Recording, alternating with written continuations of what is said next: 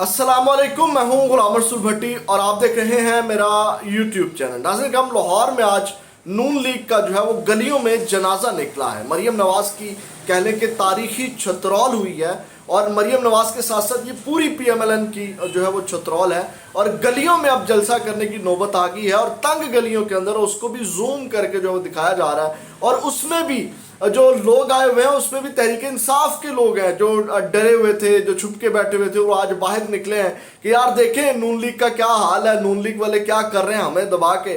तो उसमें भी तहरीक इंसाफ के लोग थे और वीडियो अब मैं आपको सुनवाता हूँ और उसके बाद मरियम नवाज ने क्या बातें की वो भी मैं आपके सामने रखता हूँ। उसके बाद फिर जो केसेस हैं इमरान खान साहब के 10 केसेस हैं जिनके ऊपर कल जो है वो फैसला, महफूज फैसला जो हुआ है वो कौन कौन से हैं और इमरान खान साहब की रिहाई कल मतवक्के है या नहीं है।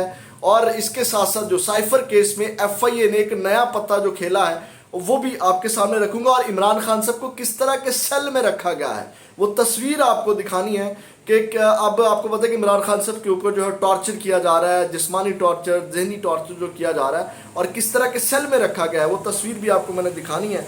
मेरे ज़रा साथ रहिएगा। सबसे पहले ये ज़रा सुने कि आज जलसे में हुआ क्या है। इमरान खान इधर इसको गाली निकालने हैं, चोर को। इमरान खान जिंदाबाद, इमरान खान जिंदाबाद।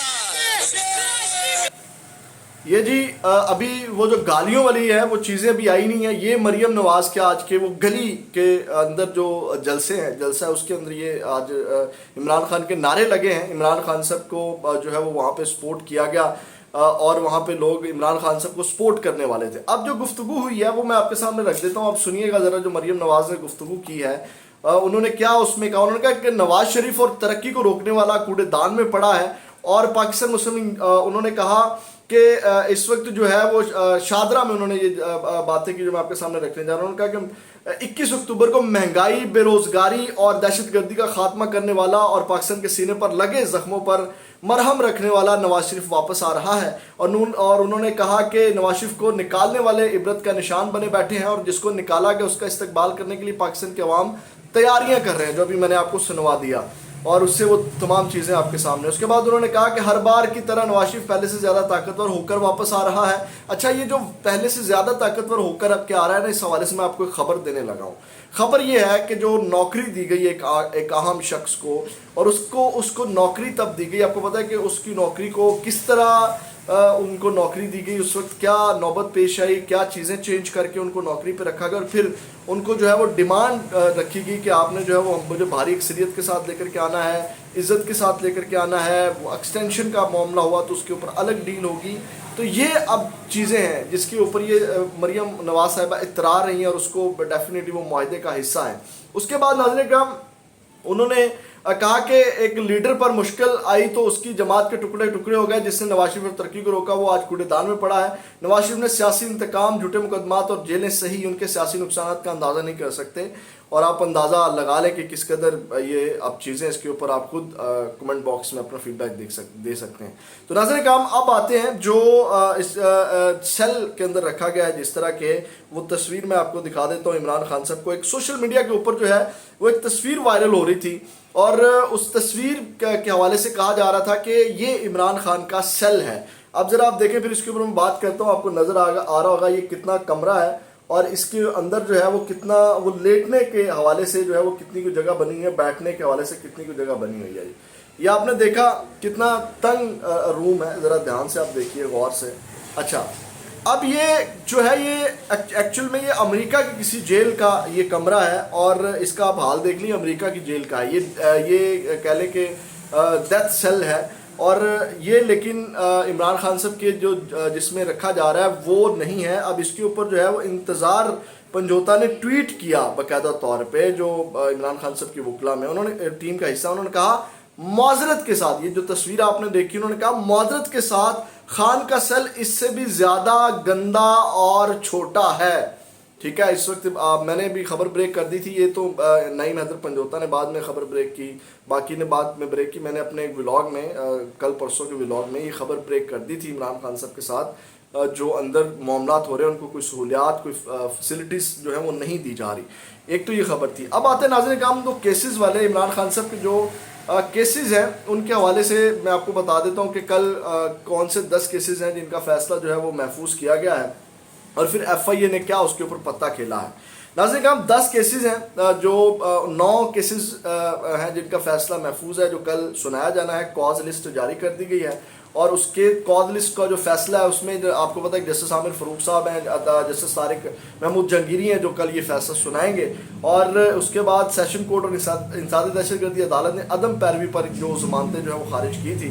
اور اس حوالے سے کون کون سے مقدمات ہیں اس میں ایک تو 21 اکتوبر 2022 کا مقدمہ ہے, وہ الیکشن کمیشن میں الیکشن کمیشن نے فیصلہ دیا تھا توشہ خانہ ریفرنس کے اندر, اور اس میں جو ہے وہ محسن نواز رانجھا صاحب جو ہیں ان کے اوپر کوئی اٹیک ہوا تو اس حوالے سے جو ہے وہ ایف آئی آر کٹی تھی تو عمران خان جو ہے وہ سرفرست تھے. اس کے بعد ناظرین کرام یہ تھانہ سیکریٹریٹ میں مقدمہ درج تھا. اس کے بعد 6 جون کو توشہ خانہ جال سازی توشہ خانہ کیس میں جال سازی کے ذریعے رسید بنانے کا مقدمہ ہے عمران خان صاحب کو, اس میں وہ فیصلہ محفوظ ہے. اور اس کے علاوہ 2 جو مقدمات میں تھانہ ترنول میں ہیں اور یہ ہیں 10 مئی کو درج ہوئے, یعنی کہ 9 مئی کے واقعات کے تناظر میں جو درج کیے گئے. یہ کتنے ہو گئے؟ یہ آپ کے ہو گئے جناب کوئی 1 اور 2 3 اور اس کے بعد ایک 14 مئی کو درج کیا گیا.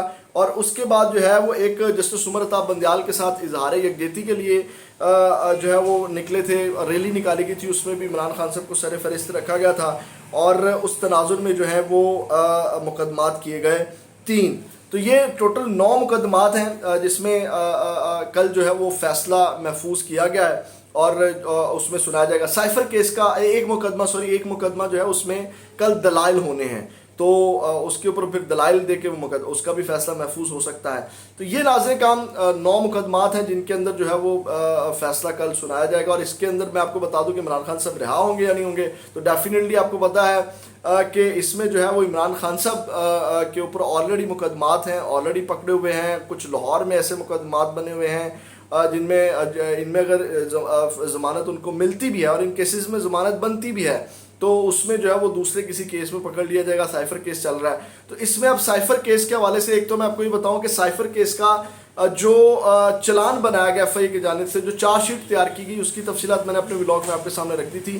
لیکن جو اعظم خان کے 164 کے اعترافی بیان ہے, 164 کے جو بیانات ہیں اس کے اوپر اس کے حوالے سے کہا جا رہا ہے کہ وہ جو حدیبیہ پیپرز مل میں اسحاق ڈار کے خلاف اسحاق ڈار والا جو معاملہ تھا تو جسٹس قاضی فائز عیسیٰ نے اس کو اڑا دیا تھا کہ کیونکہ وہ جو 164 کے بیان ہیں ان کے حوالے سے جو ہے وہ جو جن کے خلاف بیان دیا جا رہا ہے وہ ان کا ہونا ضروری ہے, وہاں جرا ہونا ضروری ہے, اس کے اوپر دلائل ہونا ضروری ہیں اور وہ تمام چیزیں جو وہ اس کو نظر انداز کیا گیا جو قانونی معاملات ہیں. تو یہ اعتراضات ہیں جس کے اوپر یہ جو ہے وہ اعظم خان کا جو بیان ہے وہ کوئی وقت نہیں رکھ سکے گا.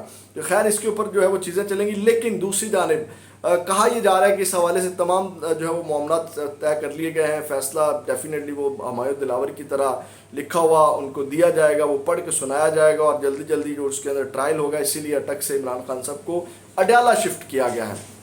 تو یہ اس حوالے سے کچھ معاملات ہیں.